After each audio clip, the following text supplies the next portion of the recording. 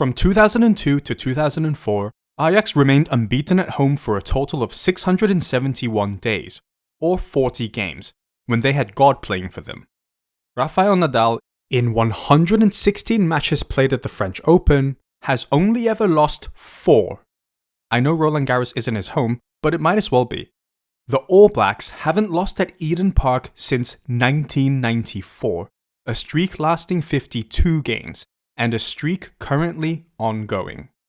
I know Chelsea's Stamford Bridge record was only 11-0, which is dwarfed in comparison to the others I just mentioned, but it's still a pretty magnificent achievement. Until Arsenal came to town. The Gunners loaded their cannons and blew the Blues out of southwest London and recorded a massive 2-0 win against the team everyone not a Chelsea fan is quite frankly sick of seeing winning the title. So, how did they do it? How did Renee Slegers set her Arsenal side up for success? What went wrong for Chelsea? Hint, it's her system. And ultimately, how did Arsenal exploit Sonia Bompastor's system to turn Chelsea's Stamford Bridge record to 11-1? Arsenal lined up in their usual 4-2-3-1, with Russo in at 10 as a physical presence to hold on to the ball in attacking transition, and Stina Blackstenius was brought into the lineup to make her trademark runs in behind to stretch the Chelsea back line. What changed for Arsenal this game was their build-up structure. Renee Slegers likes a fluid system, players in motion, picking up the ball in predetermined areas on the pitch, kinda like the total football system the Dutch were famous for in the 1970s. So what Slegers did was this. Kim Little would drop back in between the centre halves, which pushed Verbemoy and Catley out wider. Beth Mead would drop back to join Mariona Caldente in midfield, which then pushes Emily Fox out high and wide. Caitlin Ford would stick to the touchline on the left, allowing McCabe to make underlapping runs from the middle of the pitch. Blackstenius would look for runs in behind, and Russo is the player to link everyone together. The base of the midfield is strong, with Mead dropping back and McCabe tucking in, and what this build-up structure does is that it puts strong attacking players like Caldente, Mead, Russo, Blackstenius and McCabe all in the centre of the pitch, congesting the midfield, and Arsenal found a lot of joy from this, regularly finding space on the edge of the box with Ford and Fox holding the team width out wide, pinning the Chelsea wingbacks back. Chelsea, on the other hand, lined up in a 5-2-1-2, a slight variation on the 5-3-2 we've been accustomed to seeing from them this season. A slight change like changing regular fries to sweet potato fries or white bread to whole wheat bread doesn't change things too much, like you'd still eat it. But Bompastor's slight change from a 5-3-2 to a 5-2-1-2 had massive consequences. Guro Reiten was selected at number 10, but she was constantly pressing higher up, creating a front three for Chelsea, and because of this left a huge amount of space for Cuthbert and Kaptein to cover. And since Emily Fox and Caitlin Ford kept pinning the Chelsea wingbacks back, the space here on either side of the Chelsea midfield was always left free, and Arsenal kept targeting the space to run into. This made it incredibly easy for Arsenal to progress up the pitch, to build through the thirds, and to enter the final third. We see Annika Borber on the ball for Arsenal, the Gunners starting their attack from the very back, and we see Kim Little in the number 6 position, with Thompson, Reiten and Kerr all extremely narrow you could throw a napkin over them. Kerr is calling for Reiten to drop back and mark Mariona Caldente, but Reiten decides to shoot forward to press Little, opening up the passing lane for Little to pass to Caldente, and the Spanish magician is away, allowed to turn, and look how isolated Cuthbert and Kaptein are in midfield. There's so much space ahead of them. Caldente passes to Mead, who is precisely in the area either side of the Chelsea midfield. Fox's width means the birthplace of the US national anthem can't push high up to press Mead. She has to stay back and go Fox watching. Mead gives Fox a ball to play with, and in 3 passes, Arsenal have gone from their defensive third to the final third. This ultimately comes to nothing, but this was a constant trend throughout the game until Bompastor changed the team shape in the second half. Chelsea's narrow team shape up the pitch meant players like Lotte Verbemoy was getting in the areas next to the Chelsea midfield. It was way too open, and Chelsea weren't compact at all. But Arsenal's build-up structure of keeping most of their players narrow worked a treat as well. Chelsea's narrow midfield combined with the disconnect with the players in the front 3 made it really hard for them to keep a hold of the ball in their own defensive third.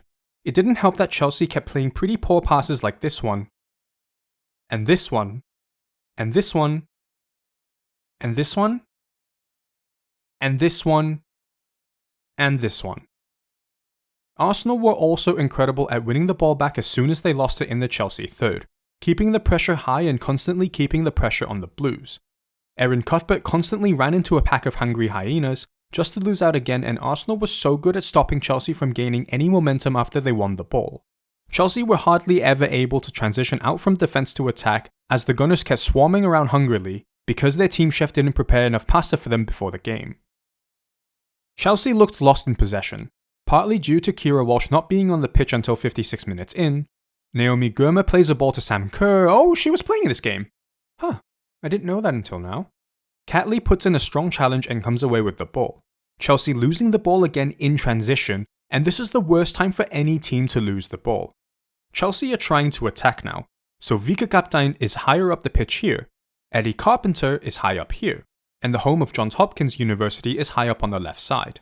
Losing the ball in transition means Chelsea now have to switch from attack to defense mode in a flash, leaving the team drastically unorganized. Steph Catley does really well to shoot out of line to make this challenge, and this leaves the three centre halves and Erin Cuthbert back for Chelsea. Catley gallops forward with the ball. Cuthbert doesn't know whether to track Plaxenius or Russo, so her positioning is off due to hesitation, and Catley is able to get the ball across to Russo. In my opinion, Naomi Girma needs to go all in and pounce on this loose touch from Russo, to do anything to slow the Arsenal momentum down. Girma instead drops off, giving Russo the space to play a ball out to Beth Mead, and she puts Arsenal 1-0 up with a thumping finish. It looks like a Chelsea mistake in possession, and it was, but you've got to give credit to Arsenal for their defense as well. They were aggressive, strong, and they fully deserved this 1-0 lead.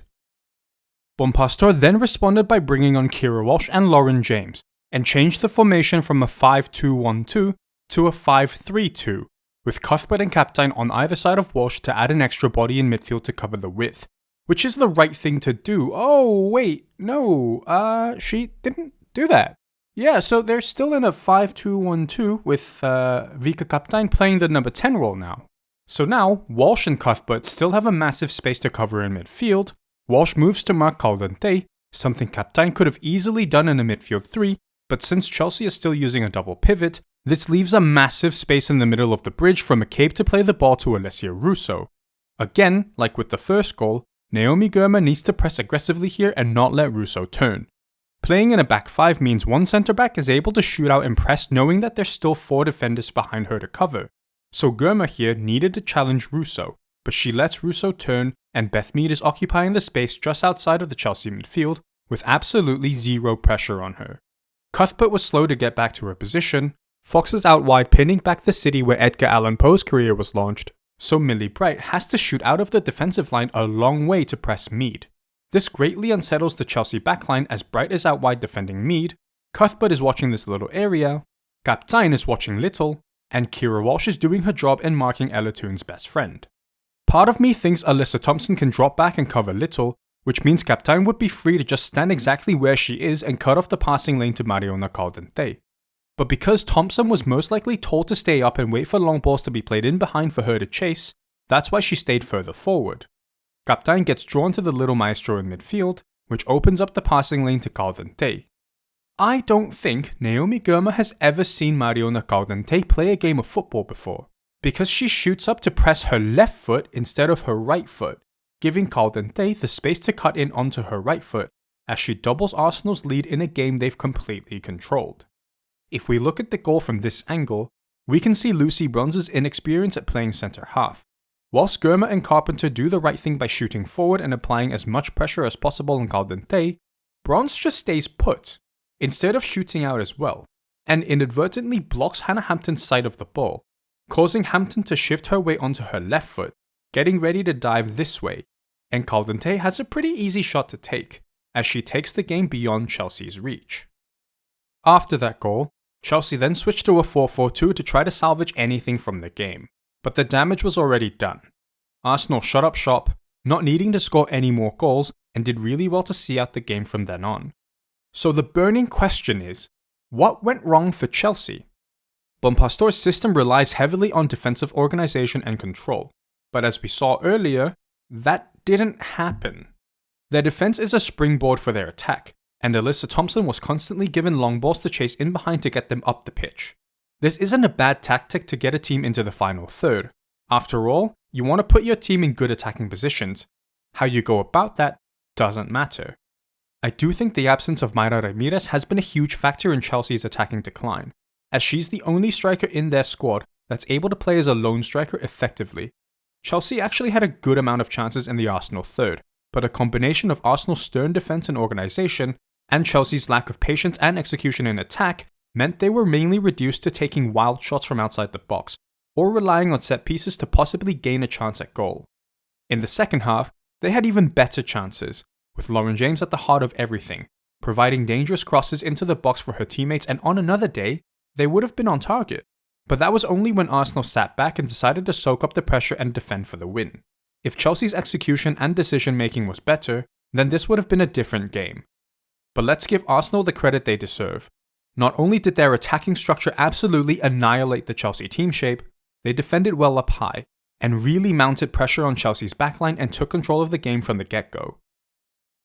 Perhaps the biggest lesson we learned from a Chelsea perspective is what this team looks like without Keira Walsh. She was out injured for the last few weeks, so Cuthbert was asked to play the holding midfield role, and you can clearly see the difference. You can clearly see how uncomfortable Cuthbert was playing that number 6 role. Normally, when the Chelsea backline have the ball, they look for Walsh to pass to. Walsh in turn would usually direct the team around on where to pass the ball. Some weirdo made a video about her explaining her role in much more detail, so go give that a watch if that interests you. But with the lack of Walsh until 56 minutes in, Cuthbert looked lost. Look how static she is during the Chelsea build-up, leading to Alessia Russo intercepting the pass to her. And when Chelsea were attacking down the right-hand side, not finding much joy there, Cuthbert stood here and told her teammates to play the ball back to Germa. But she needs to be here, to provide Carpenter a short option to pass to. Carpenter ends up winning a corner, but Cuthbert is a number 8 shoved into playing as a 6 for this game, which also means no one is directing the play for Chelsea.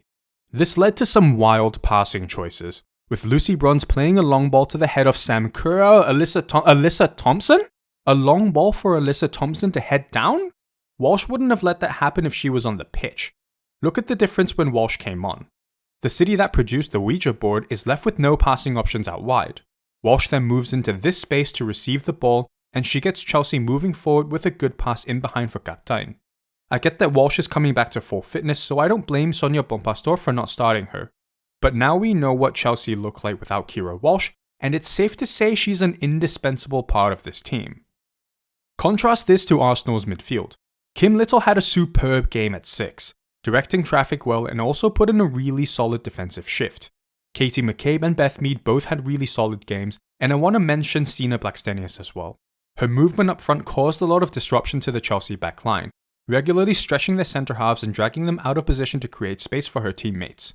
She was given a couple of opportunities as well towards the end of the game, and I guarantee you, she would have scored if any of these chances were on her right foot.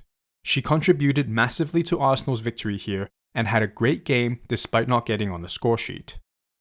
So, where do both teams go from here? I was baffled by the fact that Nusken wasn't given the nod to start in midfield given her ability to play as a 6. But there's a lot of thinking for Sonia Bompastor to do following this defeat. Will she stick with a back 5 or revert back to the 4-2-3-1 shape that proved so successful last season? With Chelsea playing City next week, that is a must-win game for them. As for Arsenal, this win surely must be a huge boost in confidence to keep going. The next step for them is to build consistency through their execution, and more importantly, team selection. Slegers has a habit of constantly rotating the players in the front 4, and I think she just needs to stick to one combination for a while and let them build familiarity and fluidity with each other. All signs point to Manchester City to win the WSL now, but I'm sure Chelsea, Arsenal and Manchester United won't make that journey easy for them. But for now, this was an incredible win for Arsenal as they tore apart Chelsea's defence. Hopefully they can keep their performances consistent from here on now, as this was truly an emphatic win to savour.